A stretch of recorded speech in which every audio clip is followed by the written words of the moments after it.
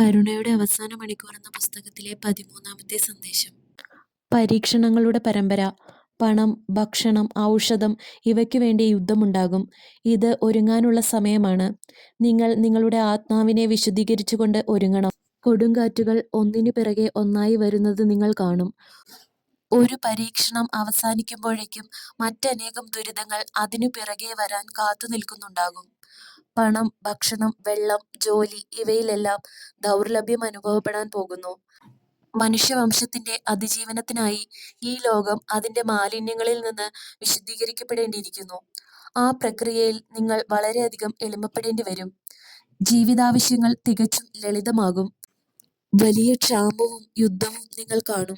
അത് രാഷ്ട്രങ്ങൾ തകർന്നു വീഴാൻ കാരണമാകും. എന്റെ ജനമേ, ഈ ലോകത്തിന് യുദ്ധത്തിൽ നിന്നും രോഗത്തിൽ നിന്നും ക്ഷാമത്തിൽ നിന്നും ഒരിക്കലും വിശ്രമം ലഭിക്കില്ല.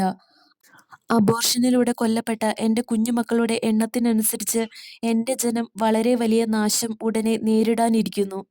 യുദ്ധം നടന്നുകൊണ്ടിരിക്കുന്നു. അത് തുടരുകയും ചെയ്യും. ആ യുദ്ധം ഭക്ഷണക്ഷാമത്തിനു കാരണമാകും. നിങ്ങൾ ഭോഷരായ ആട്ടിൻകൂട്ടമാണ്. നിങ്ങളെ നയിക്കുന്നവൻ തന്റെ വഞ്ചനയിലൂടെയാണ് അത് ചെയ്യുന്നത്.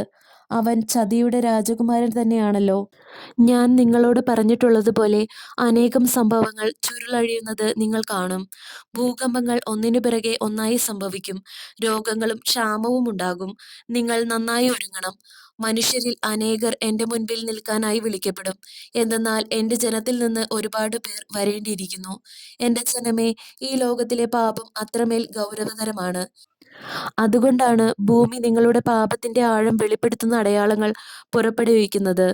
ഞാൻ നിങ്ങളോട് പറഞ്ഞുവല്ലോ, കൊടുങ്കാറ്റുകൾക്ക് പിറകെ കൊടുങ്കാറ്റുകൾ, ഭൂകമ്പങ്ങൾക്ക് പിറകെ ഭൂകമ്പങ്ങൾ, രോഗങ്ങൾ, ക്ഷാമം എല്ലാം സംഭവിക്കാനിരിക്കുന്നു. നിങ്ങൾ ഉടൻ തന്നെ എതിർ ക്രിസ്തുവിന്റെ ഉദയം കാണാൻ പോകുന്നു. അത് മഹാമാരികളുടെയും ക്ഷാമത്തിന്റെയും യുദ്ധത്തിന്റെയും നാശനഷ്ടങ്ങളുടെയും നടുവിലായിരിക്കും സംഭവിക്കുക. നിങ്ങൾക്ക് ഇപ്പോൾ നൽകപ്പെടുന്ന ഓരോ ദിവസവും ഒരുങ്ങാനുള്ള ദിവസങ്ങളാണ്. നിങ്ങളുടെ പാപത്തിന്റെ ഗൗരവമനുസരിച്ചാണ് ഭൂമി പ്രതികരിക്കുന്നത്.